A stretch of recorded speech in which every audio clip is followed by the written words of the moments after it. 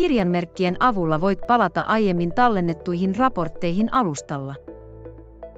Kirjanmerkit-kuvake avaa valintaikkunan aiemmin tallennettujen kirjanmerkkien valitsemiseksi, uusien lisäämiseksi tai jakamiseksi muiden käyttäjien kanssa samalla profiililla.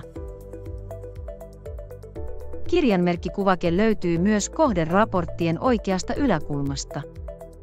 Tallennetut merkit löytyvät aiheen kirjanmerkit tai muut kirjanmerkit luetteloista. Kirjanmerkki lisätään aina ensin tallentajan omalle listalle. Voit halutessasi jakaa kirjanmerkin kaikille profiilin käyttäjille.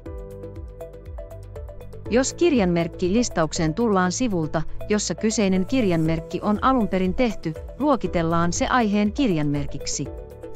Muussa tapauksessa merkki kuuluu muut kirjanmerkit luokkaan.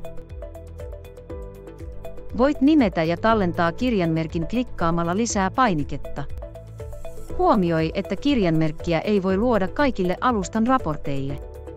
Esimerkiksi työpöytänäkymää ei voi tallentaa kirjanmerkiksi. Kirjanmerkki tallentaa myös aika-asetukset.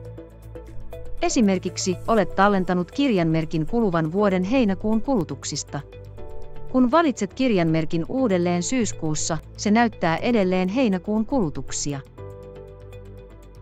Tietyille aikajaksoille voit asettaa vaihtuvan aikajakson, joka päivittää automaattisesti aikajaksoa eteenpäin aina kun kirjanmerkki avataan.